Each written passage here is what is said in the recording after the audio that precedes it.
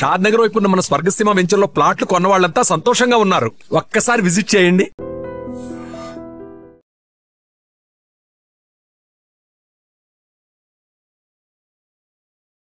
అతిపెద్ద viral video.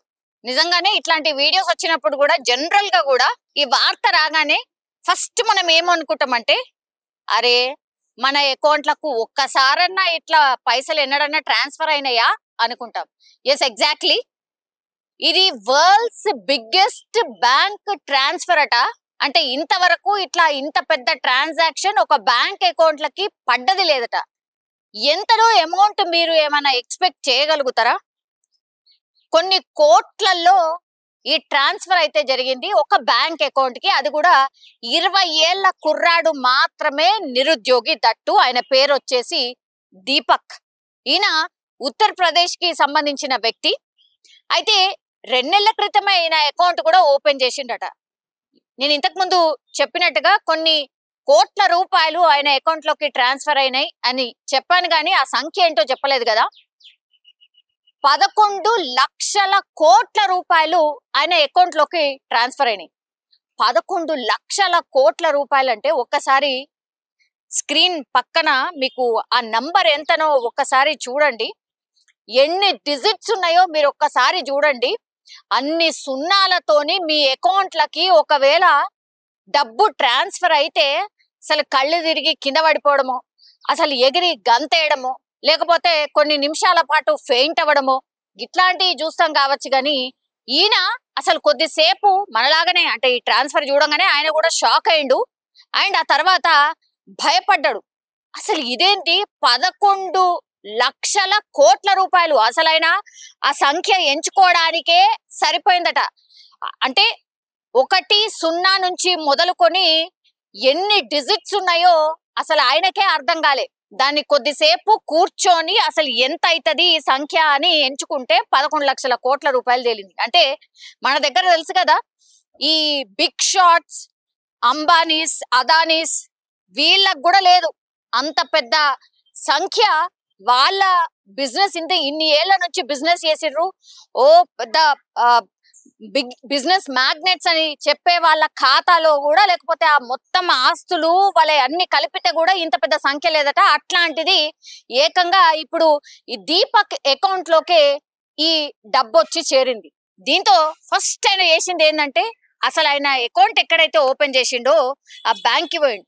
Kotak మహేంద్రకు సంబంధించిన bank ఇది. ఆయన ఫస్ట్ అక్కడికి పోయి, సార్ ఒక్కసారి చూడండి అని డైరెక్ట్ గా బ్యాంక్ మేనేజర్ కి పోయి అడిగిండట. సార్ 2 నెలల క్రితమే నేను అకౌంట్ ఓపెన్ చేసిన, నా పేరు వచ్చేసి దీపక్ సార్, ఒకసారి చూడండి. నేనైతే అసలు షాక్ లో ఉన్నా, మీరు ఒకసారి చూడండి సార్ అని చూపెడితే ఆ సంఖ్య చూసి బ్యాంక్ అకౌంట్ కి సంబంధించిన ఆ ట్రాన్సాక్షన్ చూసిన తర్వాత, ఆ అమౌంట్ చూసిన తర్వాత షాక్ అన్నమాట. ఫస్ట్ ఆ అకౌంట్ ని ఫ్రీజ్ చేసిండ్రు. దాని తర్వాత ప్రాథమికంగా వాళ్ళు దీని మీద ఎంక్వైరీ స్టార్ట్ చేసినప్పుడు ఒక మనిషి అనుకుందాం, బై మిస్టేకన్లీ ఎవరైనా ట్రాన్స్ఫర్ చేసిండ్రేమో అని అనుకుందాం. ఒక మనిషి డైరెక్ట్ గా ఒక అకౌంట్ నుంచి ఇంకో అకౌంట్ కి ఇంత డబ్బు ట్రాన్స్ఫర్ అయ్యే అవకాశం ఉంటుందా? లేదు. ఫస్ట్ ఆప్షన్ నో, అసలు దానికి ఏమంటారు, అసలు ఛాన్సే లేదు. నెక్స్ట్ ఆప్షన్ ఏముంటది?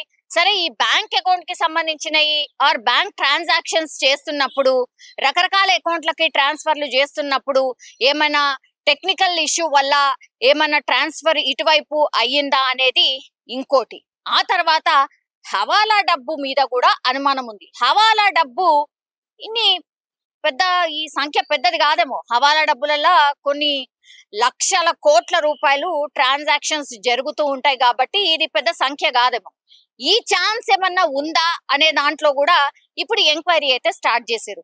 సో ఈ అమౌంట్ చూసిన తర్వాత రకరకాల డౌట్స్ అయితే బ్యాంక్ వాళ్ళకు వచ్చినాయి. కానీ ఇంత పెద్ద ట్రాన్సాక్షన్, నేను ఇంతకు ముందు చెప్పినట్టుగా వరల్డ్స్ బిగ్గెస్ట్ ట్రాన్సాక్షన్, అంటే ఫర్ ద ఫస్ట్ టైం ఇంత పెద్ద అకౌంట్ ట్రాన్సాక్షన్ అనుకోండి, ఆర్ అమౌంట్ ఇంకో అకౌంట్లకి రావడం అనుకోండి, ఇదే ఫస్ట్ టైం అట. దీంతో దీని మీద చాలా క్షుణ్ణంగా ఎంక్వైరీ జరుగుతోంది. ఒకటి, ఇక కామన్ పబ్లిక్ యాజ్ మన ఆలోచనలు ఎట్లుంటాయి?